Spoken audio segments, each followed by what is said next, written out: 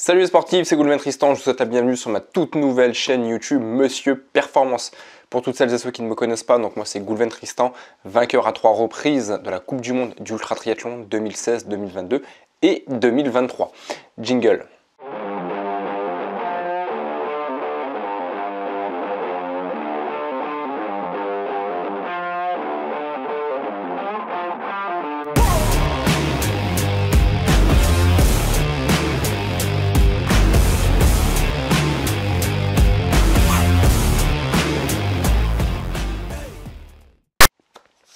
Aujourd'hui dans cette nouvelle vidéo, j'ai envie de vous présenter, on va dire une vidéo plutôt insolite. Vous me direz pour celles et ceux qui me suivent, un peu comme toutes les autres, hein, à travers tout mon parcours que j'ai pu vous expliquer, vous partager à travers l'ultra triathlon et des nombreuses distances Ironman que j'ai pu faire jusqu'à présent. Là aujourd'hui, on va aller sur une distance un peu plus courte, le marathon, mais j'avais envie de vous partager mon tout premier marathon que j'ai fait, ou plutôt la première distance marathon que j'ai faite, parce que ça n'a pas été un marathon officiel, tout simplement j'aurais pas pu le faire parce que j'avais pas l'âge de le faire, puisque la vidéo aujourd'hui va porter sur mon premier marathon que j'ai fait à l'âge de 13 ans. Oui, 13 ans, vous avez bien entendu, mon premier marathon, je l'ai fait à 13 ans. Et c'est vraiment une expérience, une putain de belle histoire que j'ai vraiment envie de vous partager. Alors il n'y avait rien de programmé sur cette distance marathon, j'avais aucunement envie de faire un marathon. À aucun moment je me suis dit un jour, surtout à l'âge de 13 ans, j'ai envie de faire un marathon. Allez, aujourd'hui il fait beau, je me lève, je vais faire un marathon. Ça n'a pas du tout été mon leitmotiv.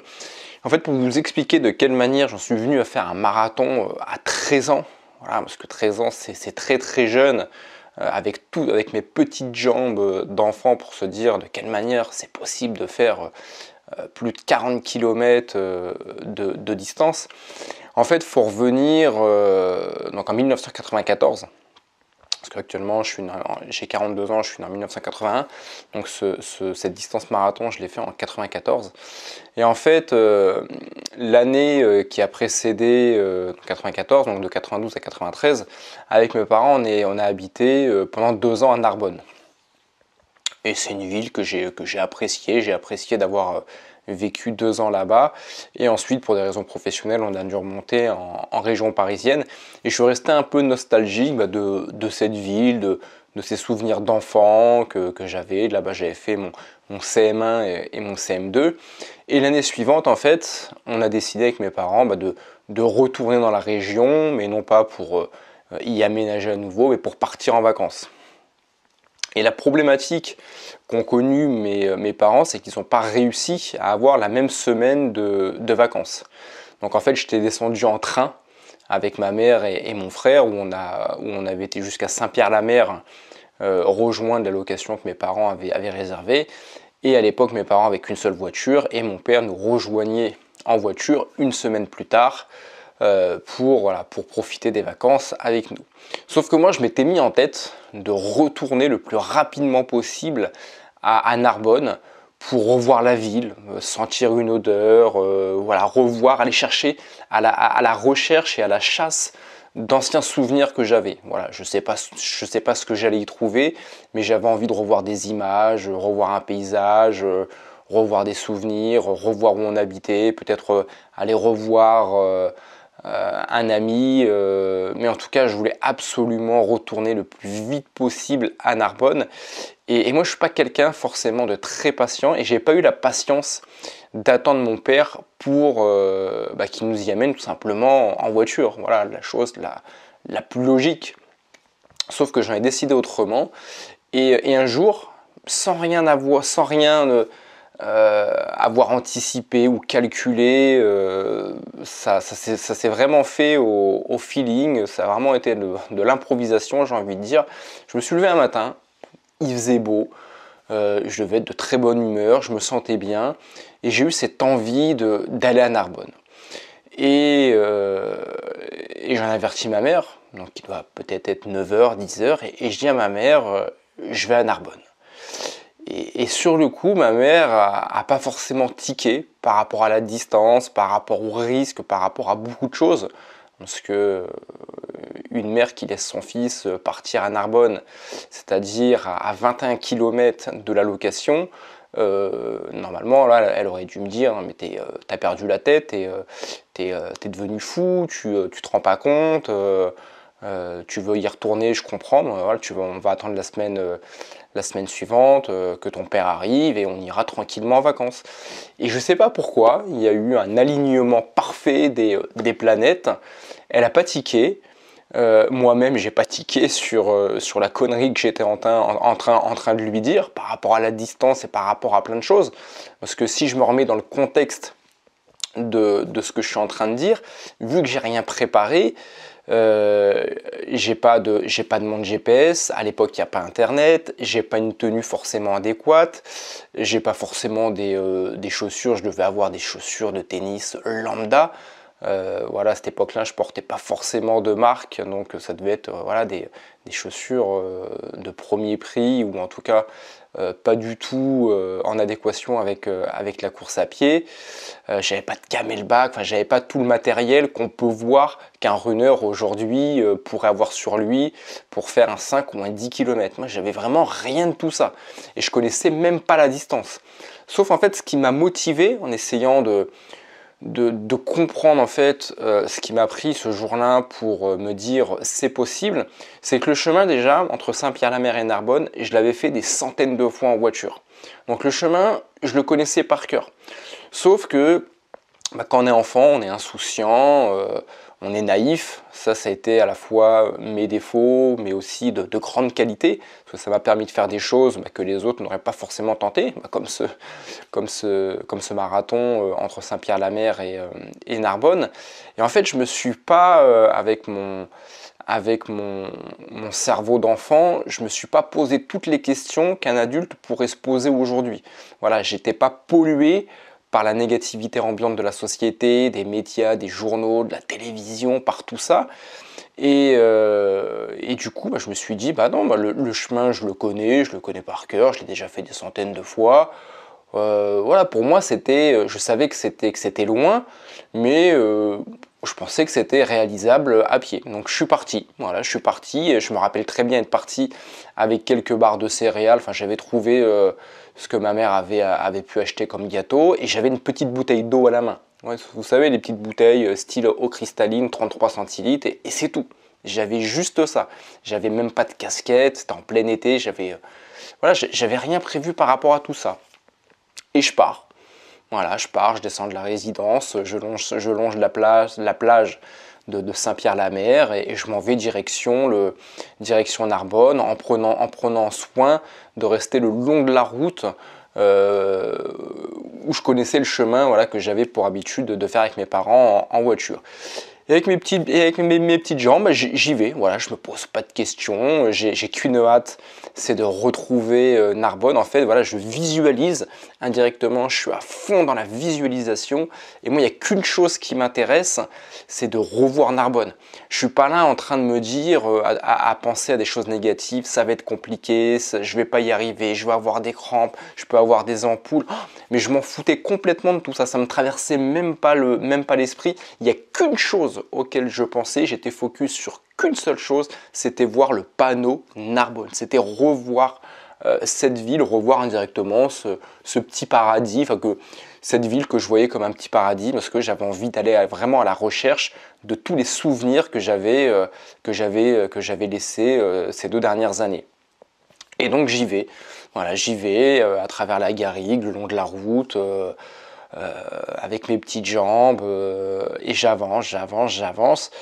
Et peut-être au bout de 5 km, 5, 6, 7 km, j'ai aucune notion de pouvoir vous dire à quel moment j'ai commencé à avoir du mal, mais je commençais à douter. Voilà, je me rappelle d'un petit enfant qui commence à douter sérieusement, parce que virage après virage, je me rappelais parfaitement de la route, mais après chaque virage, j'avais l'impression que ça y est, enfin, j'allais voir Narbonne. Sauf qu'après chaque virage, il y avait encore une ligne droite et un autre virage. Et ça s'arrêtait jamais. Mais malgré ça, j'étais déterminé. Je me suis dit non, on va continuer. À un moment donné, après le virage, je vais bien revoir une ligne droite qui va m'amener sur la ville de Narbonne. Et je voyais aussi ma petite bouteille d'eau qui descendait, les petits gâteaux que j'avais mis dans les poches, j'en avais quasiment plus. Et bon, ça commençait quand même à me traverser un petit peu l'esprit. Surtout qu'à l'époque, quand je pars, moi j'ai pas d'argent de poche, j'ai pas de carte bleue, j'ai rien de tout ça. Et j'ai même pas eu la logique de demander de l'argent à ma mère. Voilà, pour moi, les quelques gâteaux que j'avais mis dans la poche et la petite bouteille d'eau, pour moi, je faisais l'aller-retour avec ça. Voilà, j'avais aucune idée comme j'avais jamais fait de sport, voilà, à part le sport qu'on fait quand on est gamin, quand on joue dans la cour de récréation, qu'on va taper un peu le ballon avec les potes, j'avais aucune idée de ce que mon corps allait ressentir par rapport à la nourriture, par rapport à l'eau. J'étais, mais alors, d'une naïveté et d'une insouciance totale.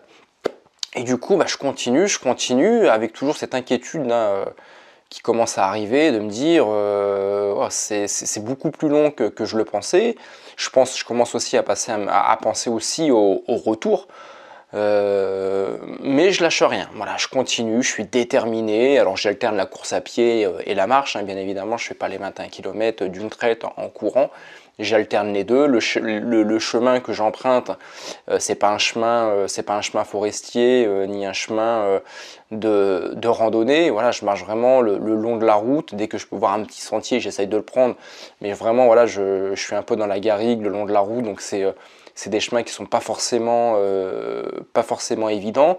Donc ça complexifie aussi le défi, enfin la connerie que je suis en train de faire. Mais j'y vais, je suis déterminé, j'y vais.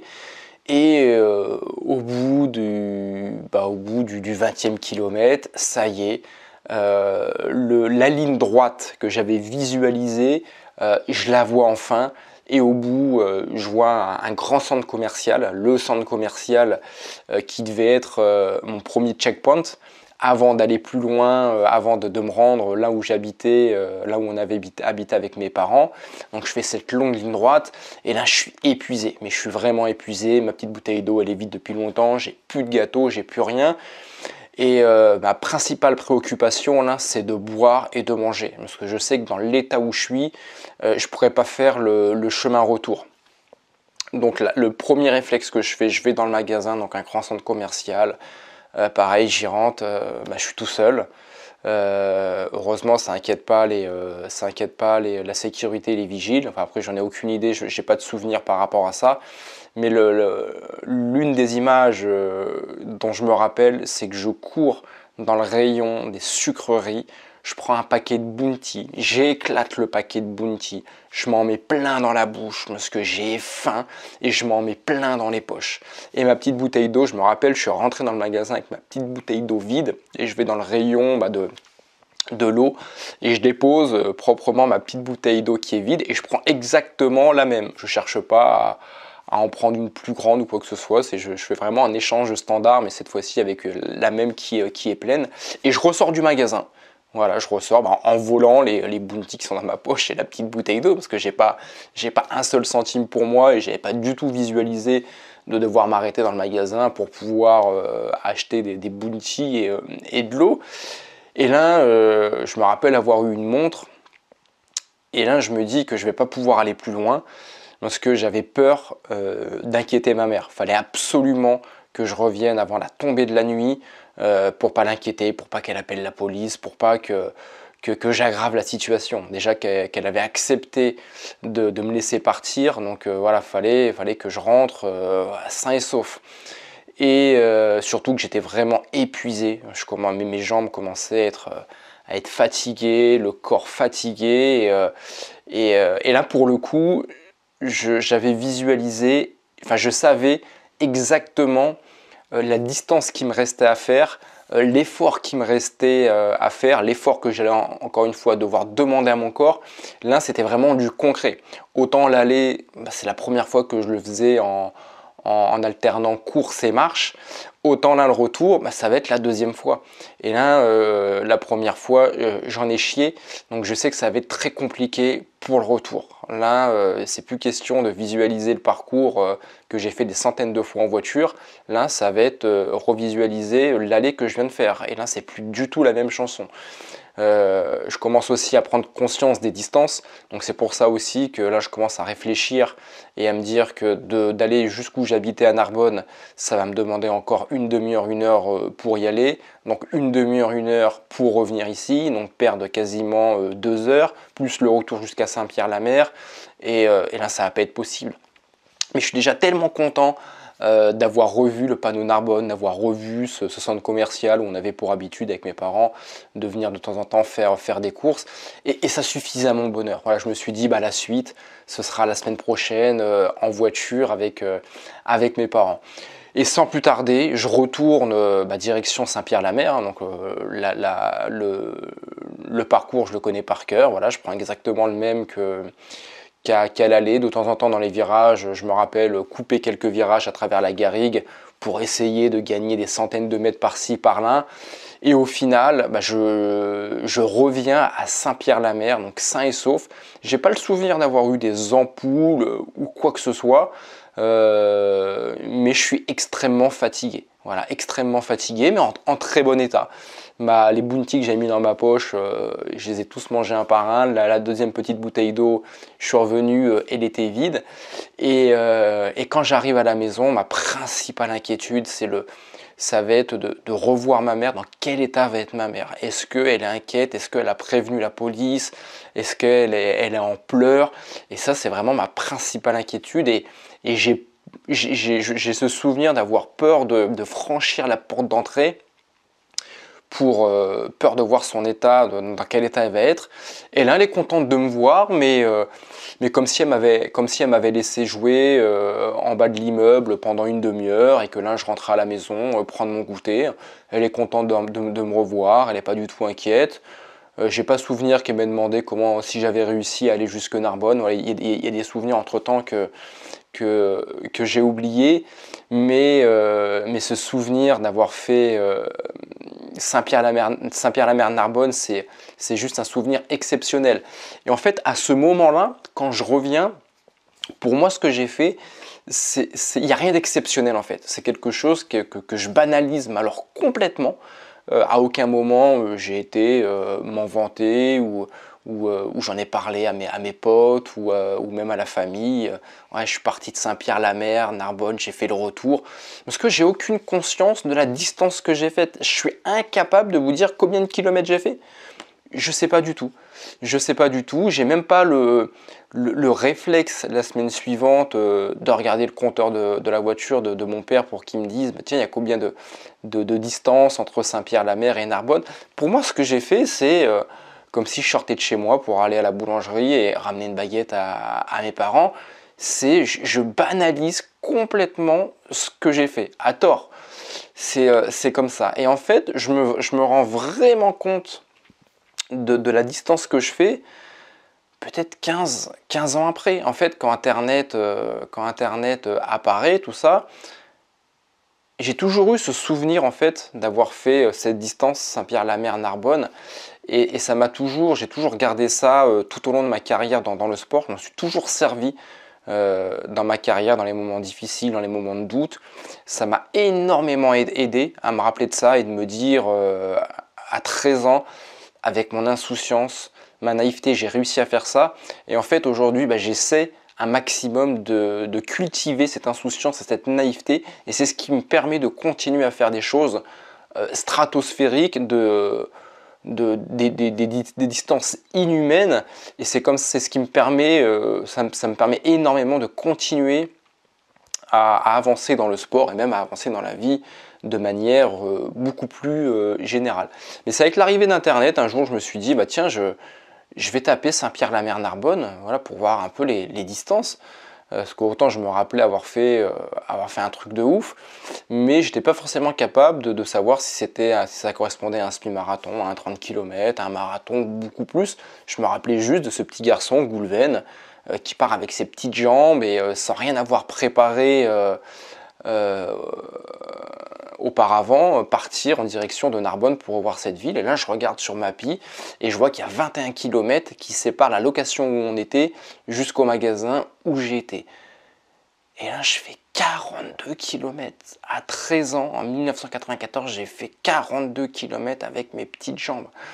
Et du coup, j'essaye de comprendre voilà, pourquoi j'ai réussi à faire ça, comment j'ai réussi à le faire, pourquoi aujourd'hui il y a des personnes, peut-être toi qui regardes cette vidéo, qui a du mal à faire un 10 km ou un semi-marathon ou un marathon.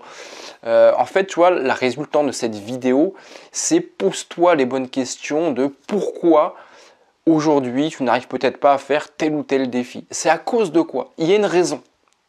Quoi que tu penses, il y a une raison à ça. Est-ce que c'est les personnes qui t'entourent, le phénomène de l'épigénétique? J'aurai l'occasion de refaire un focus sur cet thème lors d'une prochaine vidéo. Est-ce que c'est les médias qui t'influencent? Est-ce que c'est tes amis, ta famille, les magazines, les journaux?